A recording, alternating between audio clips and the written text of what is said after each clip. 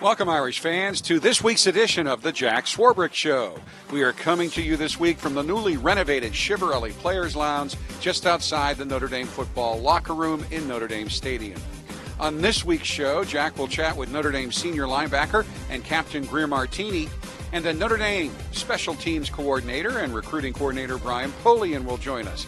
But first, to get things started, here are your hosts, Notre Dame Vice President and Director of Athletics Jack Swarbrick, and Notre Dame football offensive lineman and the President of Wapu Nation, Sam Bush. Is that on your resume? President of Wapu Nation. After this year, I got to finish my presidency before I can legitimately put it on there. Any chance of a coup? Yeah, Maybe, I thought so. I know. It is radio, you know. You got to say, you got to say there is. There is. Okay, excuse me. I'm still a young player in the system. Yeah. What a game. What a, you know, it was, I was so confident even on the last possession. You know, as Coach Kelly pointed out, we had 3 chances in the last 8:20 of the game. Our defense stopped them each time. What was it like on the sidelines? What was it like in the locker room? What are your impressions of the game? I mean, first of all, I could not be more proud of my team. The way that we came out and fought against odds and expectations, I can't say enough about the guys who were out there playing on the field. And for us to walk away with a loss, it breaks my heart for those guys. Having said that, I have a lot of optimism for this team because of the grit and the tenacity and the overcoming of adversity that we showed. And it really got me excited for what this 2017 squad is hoping to be. One of the things Coach Kelly challenged the squad going into the Georgia game was to be more demonstrative on the sideline, to get more engaged, to have more fun. I was shocked to see who the leader of the fun was, who took on that role and embraced it really phenomenally well. So congratulations on that. Oh, thank you. What were some of the key elements of getting the sideline going? Well, you know, we really tried to do it for the first half, but not a lot of guys were really buying into it. And we came into halftime, and Coach Kelly said to the team, "Hey, you know, I want the sideline to really bring the energy this half." And I just said to myself, "Okay, I got this one, Coach. Just put this one on me. If this is what I can do to help the team." And I'd be lying if I said I didn't have a lot of fun with it. But you know what? You can tell that it puts a lot of life not only into the guys doing it, but into our teammates who are going out onto the field, and also into the fans enjoying it from the seats in the stadium. And when we can try to provide that kind of experience and that kind of energy, it brings a new dimension to the ball game. It was a very physical contest. Yeah. You know, as we expected, right? That was not a surprise. But I thought it spoke volumes about, as you say, the grit and tenacity of our team, but also their physical conditioning. That, oh yeah. You know, we were given as good as we were taken in the fourth quarter. Absolutely, and that's a huge testament to what Coach Bayless has been able to come in and do. And you know, that's all the days in summer running 300s until God knows when, and you know, pumping iron in the locker room and doing those team workouts where we go out and have the military workout, or what we've come to call the St. Valentine's Day Massacre, and things of the such like that. But it really is that's a testament to him and his strength staff for coming in and just overhauling the program and really getting us in that peak physical shape to go out and perform the way we did for as long as we did. You talked about how much confidence you have, confidence I share in this team, not just based on that performance, but what we're seeing every day in practice and what we've seen now through 2 games of the year. What are the greatest sort of takeaways in terms of performance? What were the things you saw on Saturday night where you said, boy, that's really going in the right direction? You know what? I thought I really loved the way that our defense played. Yeah. I thought they really came together as a group and were really able to play for each other. And I'm just singling them out. I'll say one of my points is I love the love that this team shares and the connections between guys on this team, where a lot of people will say, hey, do this for your brother. Hey, do this for the guy next to you. When we say it, we really mean it. And you can tell that when I look into Quentin Nelson's eyes, or I look into Mike's eyes, or I look into even a guy like Greer Martini or Niles Morgan, who's on the opposite side of the ball, and I say, hey, I love you, I got your back, and they say it back to me, I know it's with the sincerest of hearts, and I know that I can count on that guy for everything. We break down every huddle with count on me, and you can tell that it's really been taken to heart this year. You know, I'm always careful to sort of leave in the locker room what's in the locker room, but you know, I thought it was so significant that, you know, because it probably doesn't mirror the common public perception about what it's like in the locker room, right? But after the game, when Coach Kelly said to this team, you guys gave me everything you could, and in a game that came down to a play or two, we coaches have to get you there. You know, we can't ask any more of you. You guys did everything you could, and we're going to get you there. And you know, I thought that was such a great shared responsibility for the outcome of the game. Yeah, well, you know, we're the epitome of a team right now, and we win as a team and we lose as a team. And for Coach Kelly to come out and you know, he's the head coach. He can give us all the pointers he wants, but he really humbled himself and took him and his coaches off the pedestal and really gave us the feeling that we are all in this together in the most sincerest of senses. So for him to come out and relate with us in that kind of way, it spoke levels to the kind of team chemistry that we're trying to build here and to the kind of team that we do have.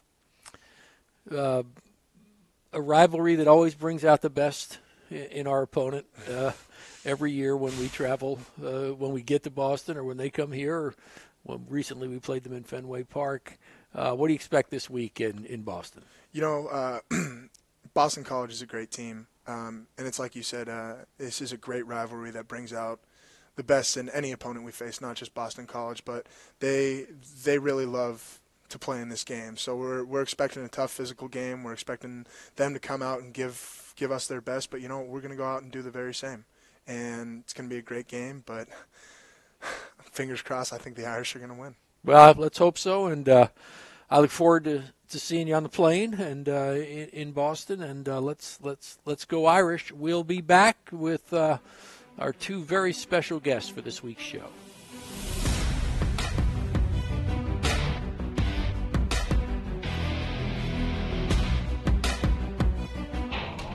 We represent the greatest university in the world.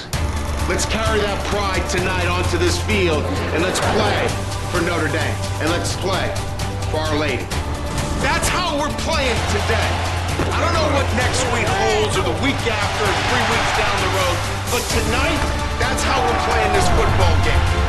Caught beautifully. What a play. Touchdown, Notre Dame. The Irish find a way.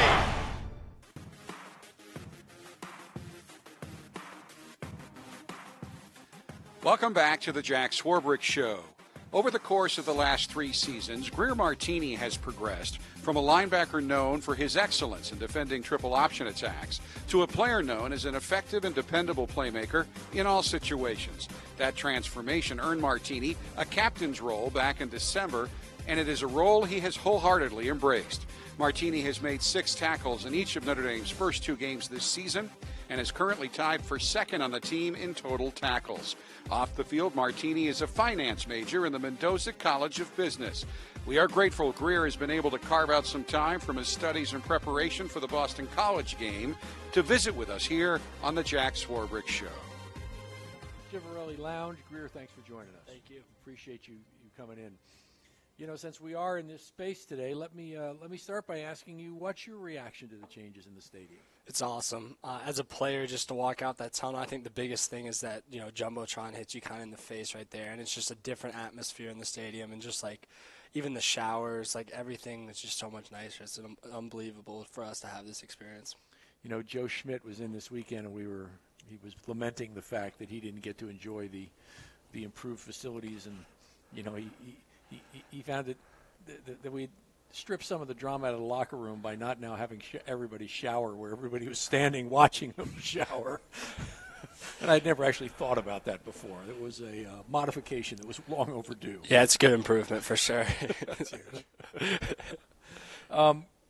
Coming off an incredibly hard-fought game against Georgia, 1-point game where our defense just played so well against an opponent that had a whole ton of talent. I know you never take satisfaction in a loss, but give me your perspective on the defensive performance in the game. Yeah, so looking back to just even the spring where we were at, just starting off in the spring ball, new coaching staff, new defensive scheme, like starting from zero. It's awesome to see the improvements we've made constantly each day. Every week we've gotten a little bit better. If that continues, we're going to be a really good defense. One of the things that struck me as I watched the game and then rewatched it is that the flow to the ball is so good this year. I mean, team speed to the ball. You know, first week, Tillery's making a tackle 20 yards down the field. Both our ends, both Hayeses were making, going all over the field. You guys cover so much territory. Does that feel like a difference when you're out there playing, the team movement to the ball? Yeah, I think that's part of like being confident, knowing your what the scheme is, what your play is, so you can play fast. And I think it's also just a want to for this defense. And I think that our coaches instill running to the ball.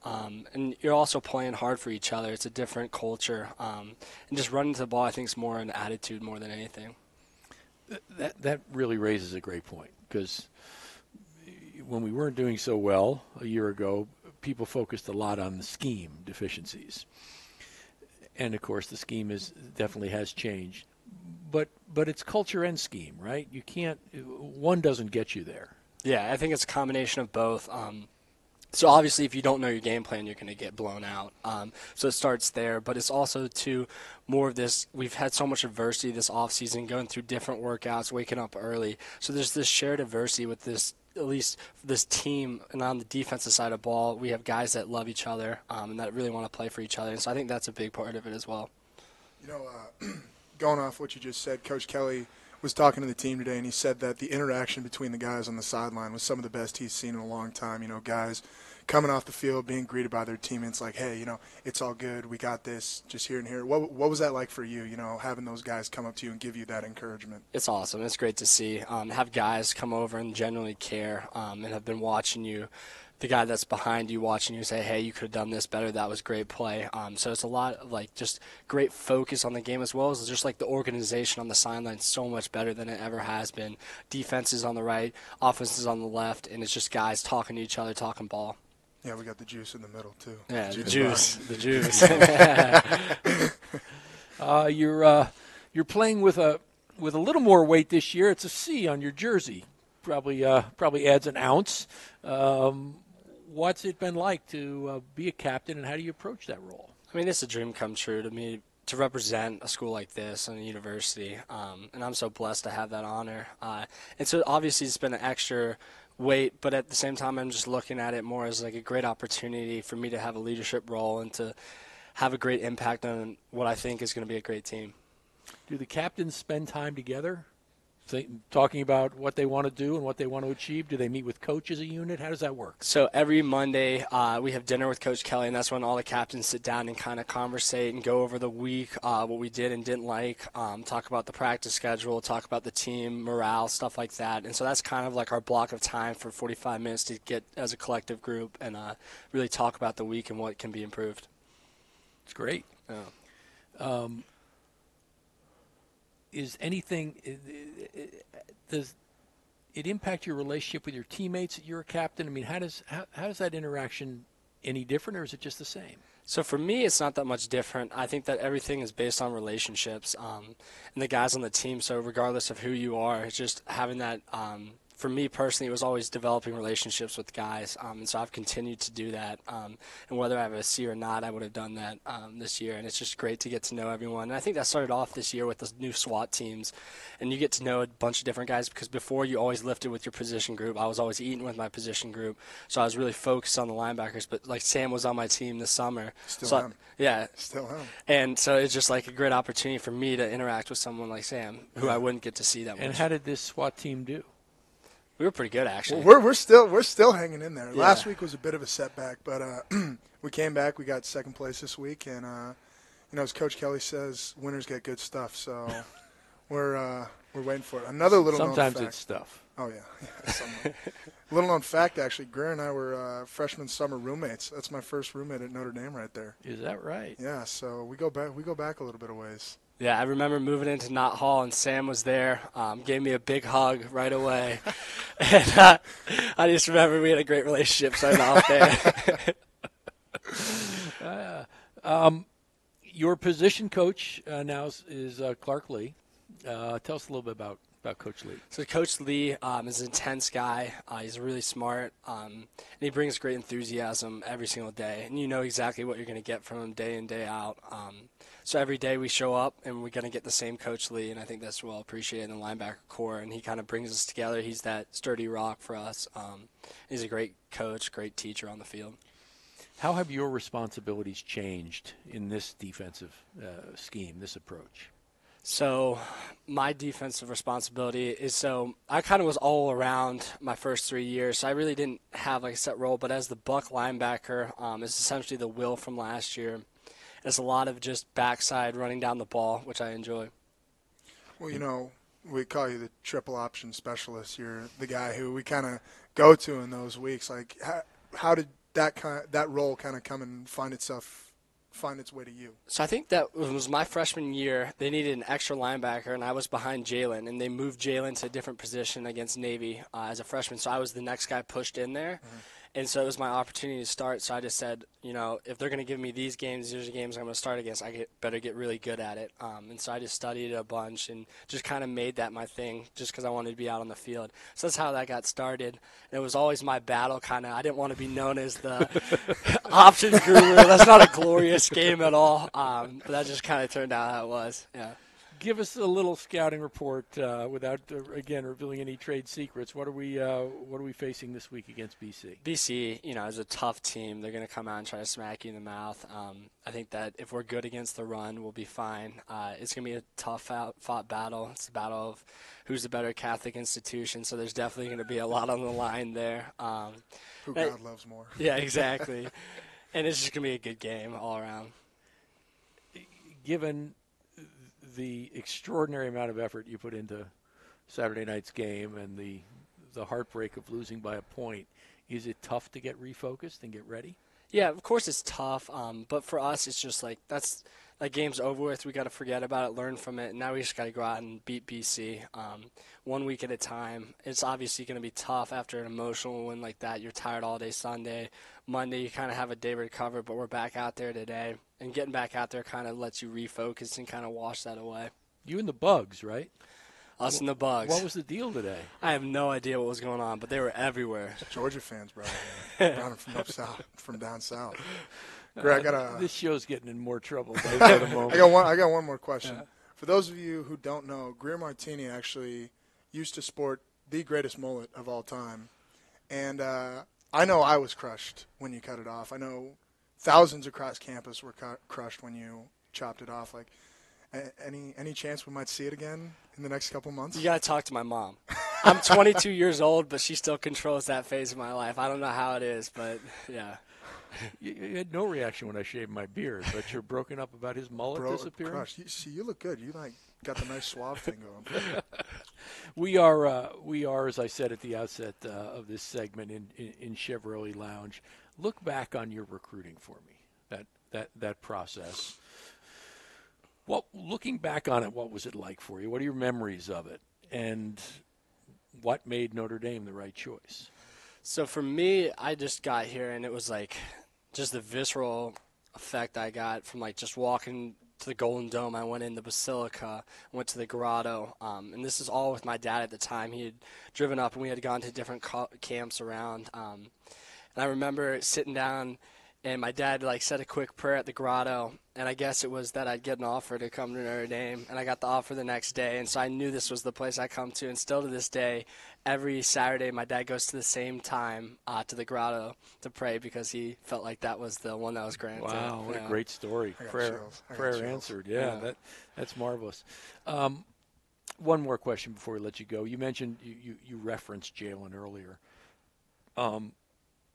Did you get a chance to watch him play? Yeah, I did. Yeah. Pretty exciting, isn't it? It's awesome. It's great to see him back out there. He deserves to be out there. He's one of the best football players, the best football player I've ever played with, and I just couldn't wish for anything better for him. And it's really exciting to see him back out there after that long process of rehab and stuff. Boy, that's an understatement. It was really exciting. Yeah. As it is exciting to watch you play, thanks for all you do for us. You're a great captain, a great player.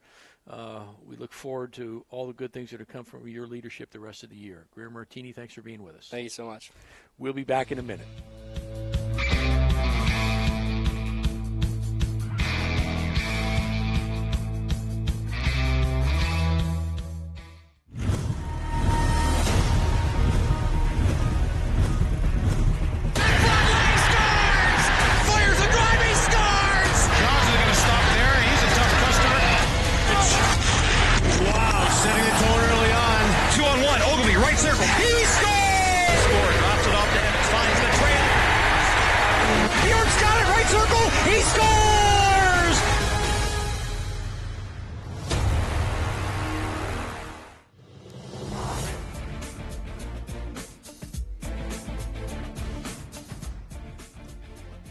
Our next guest, Coach Brian Polian, is beginning his second stint on the Notre Dame football coaching staff after spending 4 seasons as the head football coach at Nevada.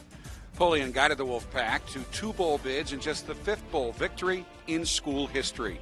During his previous 5-year stint at Notre Dame, Polian worked with special teams, linebackers, and defensive backs. Polian returns to Notre Dame this season as special teams coordinator and was recently given the critical duties of recruiting coordinator as well. We are pleased to welcome Brian to this week's edition of the Jack Swarbrick Show. Coach, thanks for being with us. Really appreciate it. Happy to be here. Because this was our set today inside the Chevrolet Lounge, we thought you were the perfect the perfect guest, because we want to talk a little recruiting process. We all understand the limitations of what we can talk about in recruiting generally, but let's start with the changes we've made to our facilities, and does that help? What role does that play? It plays a significant role. There's a little bit of wow factor in everything that we do in terms of recruiting.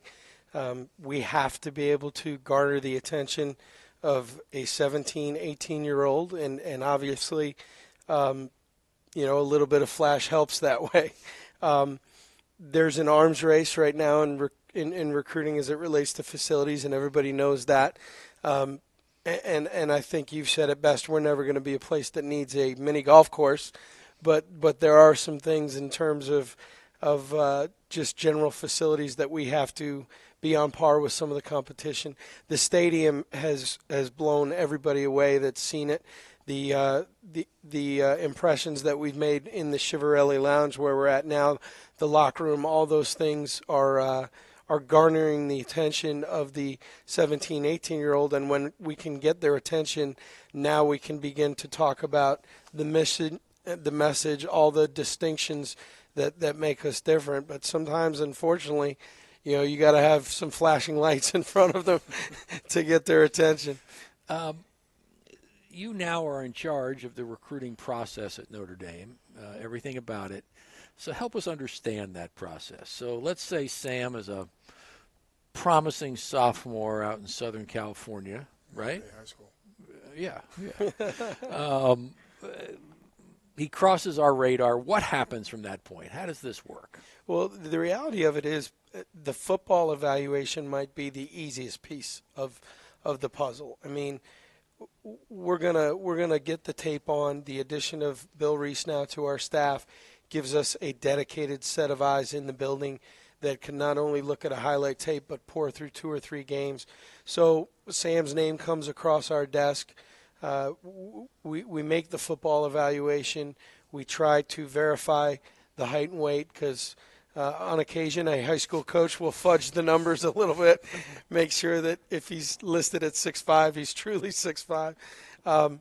But then what we call the dive. Now we've got to call the high school. We want to find out about character. We want to find about certainly academics in terms of ability, not only of the student, but what's the profile of the school.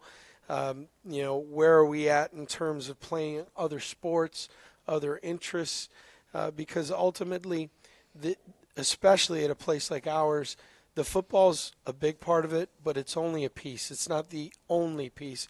It's a part of the evaluation, because ultimately the guys that succeed here, it's not just about their ability on the field. Quality people, quality students. There's a lot of factors that go involved into the evaluation process. Coach, you hinted at it a little earlier, but obviously at a place like this, you said, we don't really need a mini golf course here. How big is the Notre Dame brand itself in recruiting some of these kids? It's been a pleasant reminder coming back. Even at Texas A&M, when we would try to leave our footprint, it would take a little bit of work. And believe it or not, there were times that I would go back east when I was at Stanford, and I'd have, the block S on my chest, and they would say, oh, Syracuse, or oh, NC State. And the one thing about our logo, it doesn't matter where you go in the country. Yeah. The minute you walk in, you are recognized and often welcomed, and that is a good thing. The fact that our brand speaks to schools in Jersey, to California, to Hawaii, and all places in between.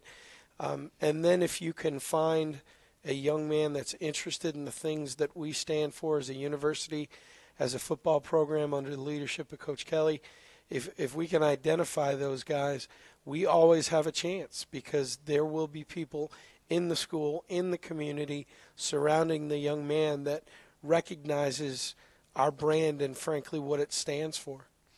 Ideally, from your perspective, when do we start to build the relationship? That's changed in the last 5 or 6 years, and it used to be, their junior year, we were really starting to get to know them.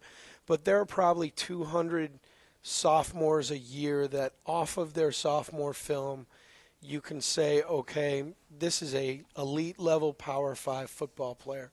And then, we've got to start to begin to build those relationships in the summer between sophomore year and the beginning of junior year.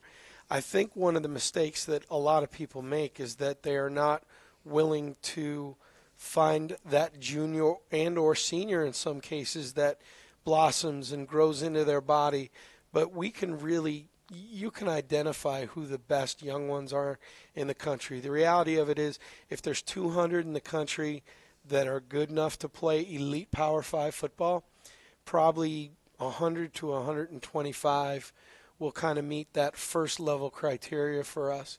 It's hard for us to make a really good academic evaluation on somebody that is just finishing the 10th grade, but you can see some trends.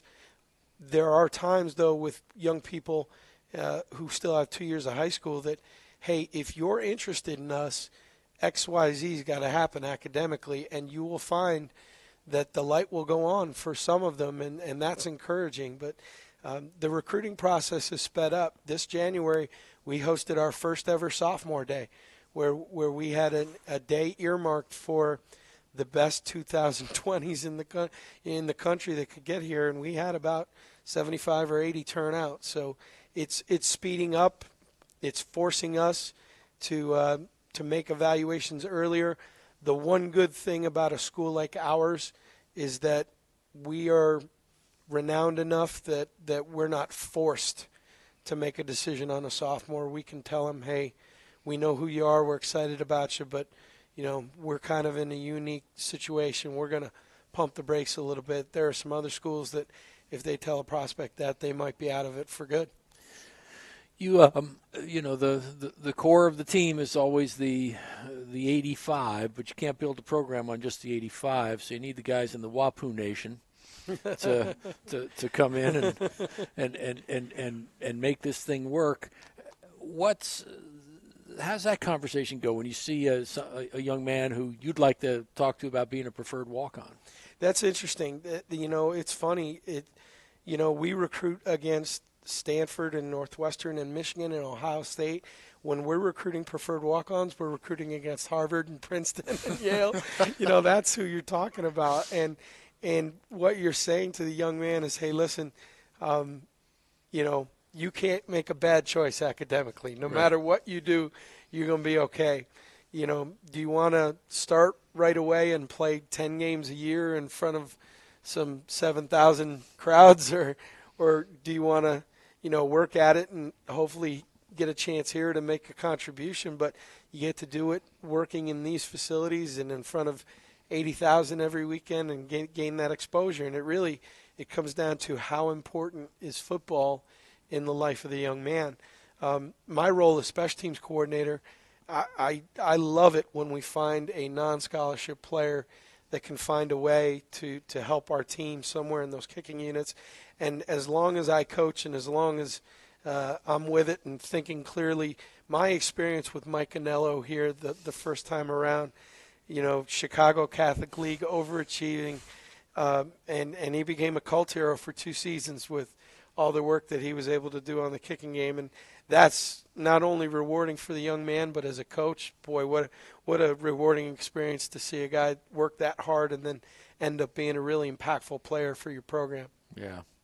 We're going to have a change this year, early signing period. Yes. Look in your crystal ball. What's the impact going to be? Well, FIM is going to have to put on 2 extravaganzas now instead of 1. Jack Nolan's going to be going all day long on December 20th. It's interesting. I think it's going to become like basketball, where the early signing date becomes the signing date, and then the guys that go beyond that will fall into one of 2 categories. The elite of the elite player who can really, because he's so talented, say, hey, listen, I'm going to decide in February, and he will be so talented that the schools that are involved will be willing to wait. Or it will be the guy that has a lot of work to do in order to get himself academically qualified. Well, we don't swim in that pool. So I would hope 75 to 65% of our class should be done in December. All these guys that have been committed for months now, what would be the holdup? The one thing it's going to do is it's going to – there are pros and cons to it. I'm not a fan of how the recruiting process has sped up. I don't understand what the big hurry is. That being said, the mid-majors, which I was at one here for the last 4 years, it's going to help them because they're going to know what pool they're dealing with. And there's nothing more frustrating as being a head coach at a mid-major and having a guy committed to you for months, and then with a week to go, Oregon State or Cal comes in and, all that work down the drain. So there are pros and cons to it. I would anticipate for our group, we're going to end up signing the majority of our guys, I think, on that December date. Let's take a brief break. I'd like to come back and talk to you a little bit about the other hat, the coaching hat, now that we've covered the recruiting side of it. So we're going to take a break, and we'll be back in a minute.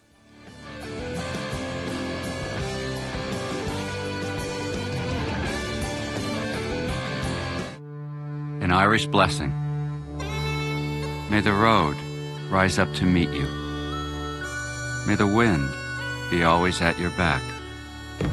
May the sun shine warm upon your face, and the rains fall soft upon your fields. And until we meet again, may God hold you in the palm of his hand. We are the University of Notre Dame.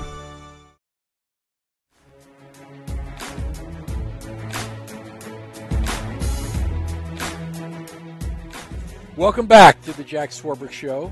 Here with my partner in crime, Sam Bush, and we're joined by Coach Polian.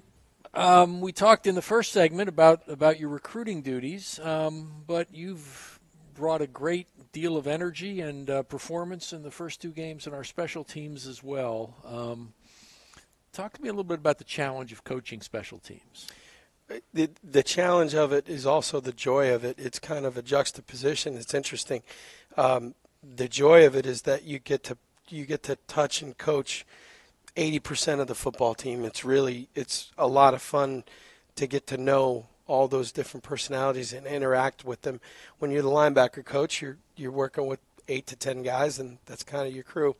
The flip side of it is, we have to be really efficient with our time.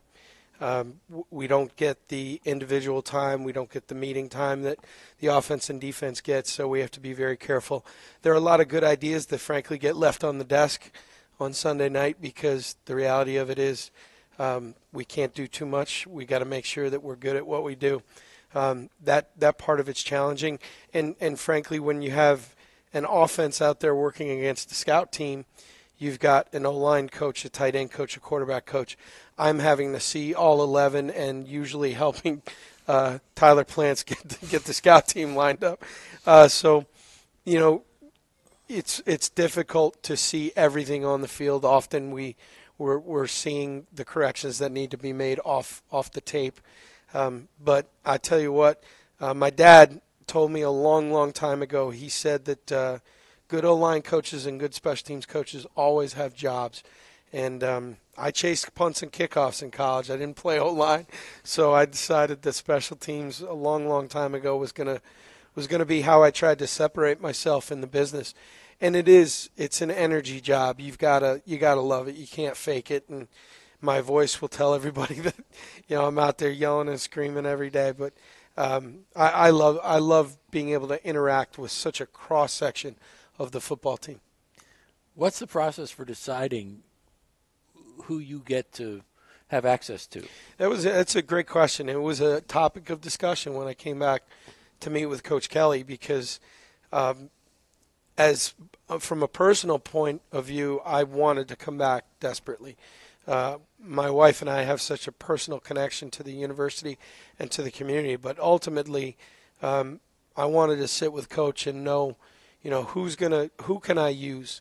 And the way that I approach this thing is that we need to play our frontline players on the coverage units, because if you're not covering kicks, that can cost you games. And when you look at the best teams in college football, when you look at Alabama, and I've competed against them, and Clemson and people like that, they have the starting linebackers and safeties and corners going down on kickoff and punt. And, you know, there is a place for a role player on special teams. There is a place for a 2 or 3 that's a 2 or, you know, on a unit or 2 for us.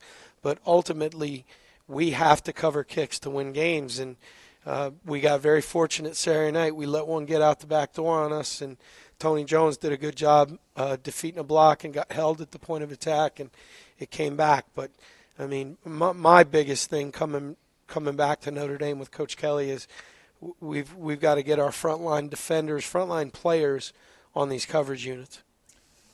You know, Coach, being El Presidente of Wapu Nation, I got to give my boys some love.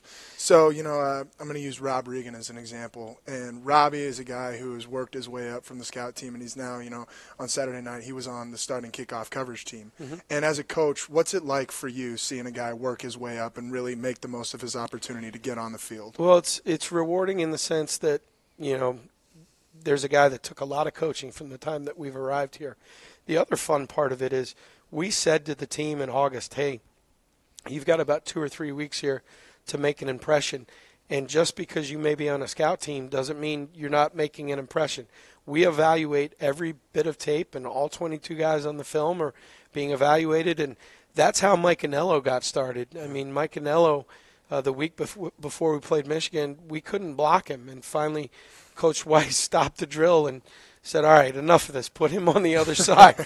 So Robbie Regan was kind of the same way. I mean, we were running a kickoff return drill, and we had a design double team on him, and 3 times in a row he ran right through it. And he did it because he was playing hard, and you could tell he was passionate about it. And, you know, we've got to be careful about what spots we put him in, because everybody's got physical limitations and a skill set, and we've got to put him in good positions to succeed. But that's just another great example of a guy that, you know, took to heart, hey, I'm going to make an impression here, and he's earned the right to play. And it's fun to get up in front of the team and say Robbie Regan's going to start on 2 units this week, and watch the way his teammates react to a great guy like that. I'll tell you what, it's fun as El Presidente, man. I love seeing my guys out there. As was noted in the introduction, you spent 4 years at Nevada as a head coach. How does that experience and that perspective impact you today as a coach, as an assistant coach in a program? The first year as a head coach, I think I grew and changed more than I had in any single year of now 21 or 22 years of doing this. The first thing was I would, if there was a mistake, or for example, so-and-so hasn't been in English class in 2 weeks, my initial reaction was the players used to say that I would go atomic. My face would get bright red and you'd lose your cool. And what I learned was, more often than not, the conversation needs to start with, what is going on in your life that has caused you to not go to class for 2 weeks? And more often than not, I would tell you about 3/4 of the time, my mom and dad are having issues, somebody's sick, I've got a girlfriend problem. And then as coaches, our job is to serve these young people. And once we could identify whatever it was that was stressing the young person out, we could then help, and whether I could help or we could direct them to help. And then we found that the production on the football field and in the classroom and all those things got better. So now my perspective has changed in the way that if I see somebody that I believe is underachieving and not reaching their capability, the first question is, hey, what's going on with you? What's going on in your life that you're not reaching what we believe your potential to be? And that was probably the single biggest change. The other part of it was just, constantly trying to see the big picture, and that has helped me coming back. Occasionally I'll see something on the field and share it with Coach Kelly or share it with Coach Elko, the defensive coordinator, and, hey, just for what it's worth, here's what I observe, whether it helps you or not. So it's really interesting. I believe my experience as special teams coordinator prepared me to be a head coach, because I was involved in every decision in the game, and you dealt with the whole football team. You were used to getting up and talking to 80 people. And then my experience as a head coach, I think, has made me a better assistant again now. And I can do a better job of serving Coach Kelly and serving our players. Coach, so I'm not in all of your special teams meetings, but in the ones that I'm in, you can really tell that there's a genuine care that you have for your players. It's because the meetings you're in, I usually bring donuts. That's why you're in the Thursday meeting. I get Krispy Kreme. No, but my question is, have you always had that level of passion and care for your players, or would you say that was really kind of molded by your time as a head coach? No, the relationships with the players are the single biggest reward in what we do. I grew up around this business with my father in pro football, and my brothers, and both my brothers got into personnel, but I didn't want to sit in a dark room and watch tape all day. The interaction, the teaching is the most rewarding part for me. And if I were not in football, I'd be teaching history. I'd be making a whole lot less money, but I would not have moved, 14 times in whatever period it's been. But no, the relationships with the players are the reason that I got into coaching. I grew up around the Buffalo Bills in their Super Bowl years. I would go to training camp every year, and I watched Marv Levy and Elijah Pitts and Don Lawrence and this great collection of coaches and how they interacted with these players. And I'm very lucky. Sometimes I think maybe a little simple, but at the age of 16, I knew what my life's work was. How many people can say at the age of 16 they knew what their life's work was? But and trust me, as happy as I am to be back here, I've worked just as hard and got as much joy coaching at UB, playing at the Akron Rubber Bowl in front of 500 people. It's the joys in the relationships, and that part of it's fun. John Carroll grad, right? Yes, sir. What did you? We like to call it the Notre Dame of East Cleveland.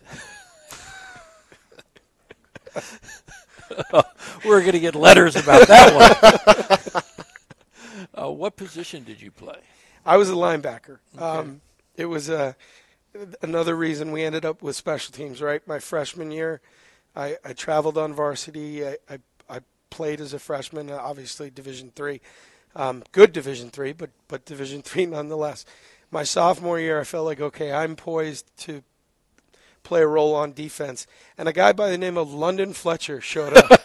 And having having been the son of an NFL talent evaluator, it didn't take me but about 3 or 4 practices. And I said, as long as this guy's here, I'm never getting on the field. So I'm just going to become the guy that chases every kickoff and chases every punt.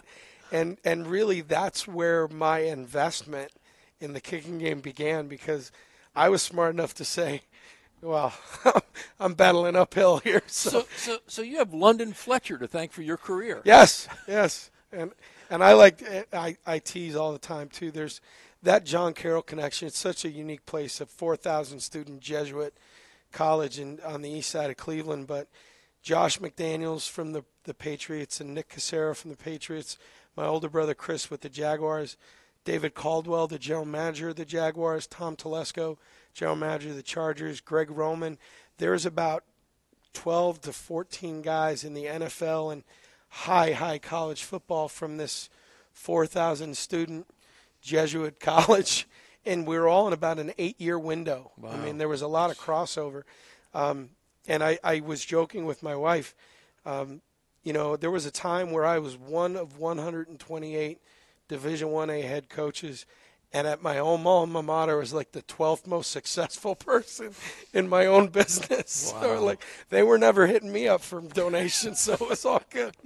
John Carroll Mafia. That's right. This question may only be of interest to me, or it resolves an issue for me, but at the end of every practice, Coach Kelly goes through the next day's schedule, and you always asks you to say what special teams group you're meeting with the next day, right? Yep. One day the answer is everybody but the quarterbacks. Yes. So what's happening on that day versus some other day?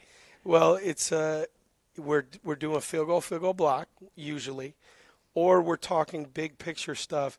I love the fact that Coach Elston and Coach Heastan, they understand the value of what we do as it relates to the whole team, even though the majority of their guys are not involved.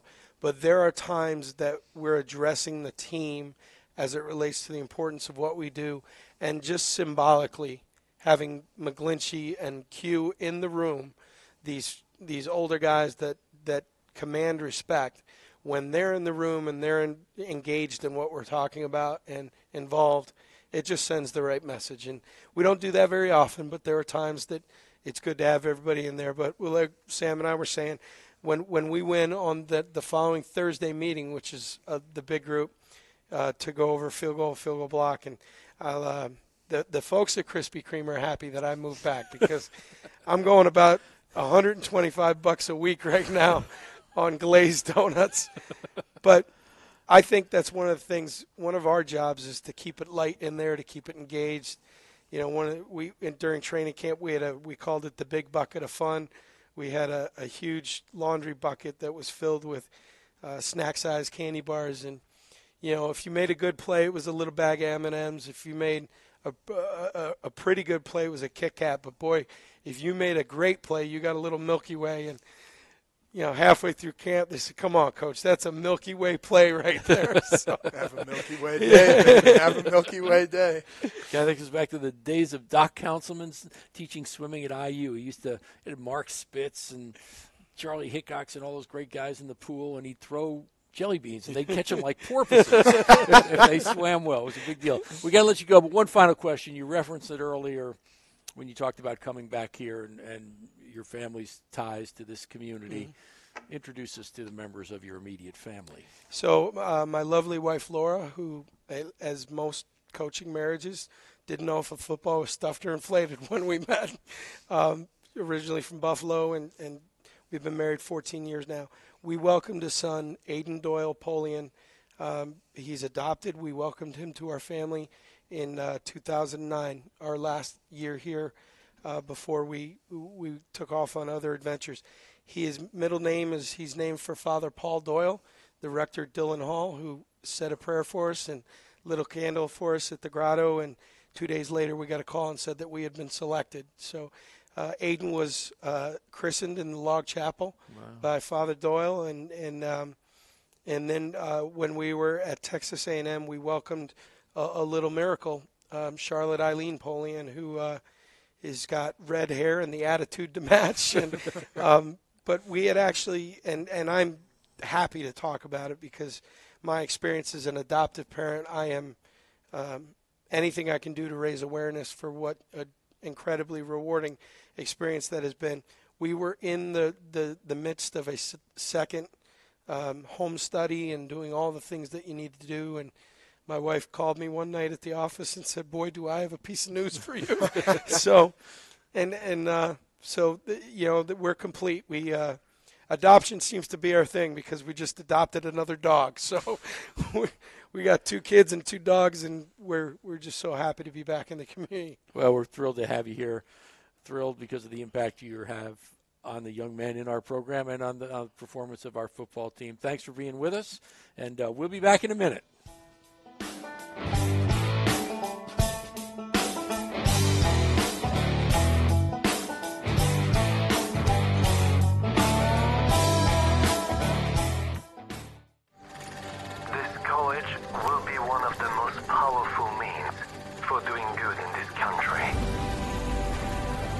Notre Dame is a place where differences of culture and religion and conviction can coexist with friendship and civility and even love. We've been entrusted with Notre Dame to pass it on to the next generation in a way that will influence the world for another 175 years.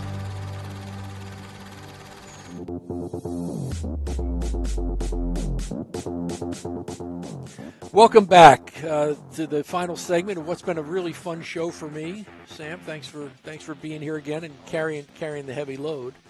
It's tough, but I got big shoulders. Yeah, you do. Thank goodness. We originated this show from Chivarelli Lounge, the Shiv as it is sometimes referred to, and I don't want to leave this great space without acknowledging Peter Chivarelli, the guy whose generosity made this area possible in the stadium. Peter is a great friend of Notre Dame football, manager of the band Chicago, but I thought it was very fitting that at the memorial service for Ara, Peter was one of the speakers. He spoke on behalf of the team, a walk-on that team who takes enormous pride in that program, in his role in it, and especially his relationship with Coach Parsegian. So thanks to Peter Chivarelli for all he does for this program and for this university. A lot going on other than football. Volleyball is now 7-1. Sunday, a great match I got to attend where they beat number 24 Ohio State 3-1 after losing to them 3-0 on Friday at Ohio State. Gotta love that. Also, want to give big shout-outs to Sam Fry. Last week, if I'm correct, she became the all-time leading blocker in Notre Dame volleyball history. Doesn't surprise me because I'll tell you what, in that match, the defense was amazing and really I thought carried the day. Soccer, women's soccer, 4-2-2 now, a tough double overtime loss to Ohio State, followed by a 4-0 victory over Toledo. Saturday, we start the competition in the toughest women's soccer team in the country. We open at Clemson. And then next Thursday, it goes to Duke, out of the frying pan into the fire, as they say. Gotta love it. Yeah. Men's soccer ranked number 6 nationally, 4-0, 1-0 in the ACC last Friday with a 3-1 win at Boston College. NC State this Friday, and then Tuesday, Bowling Green. Lots going on campus. It's off to BC. Thanks for another great week, Sam, and go Irish. Go Irish.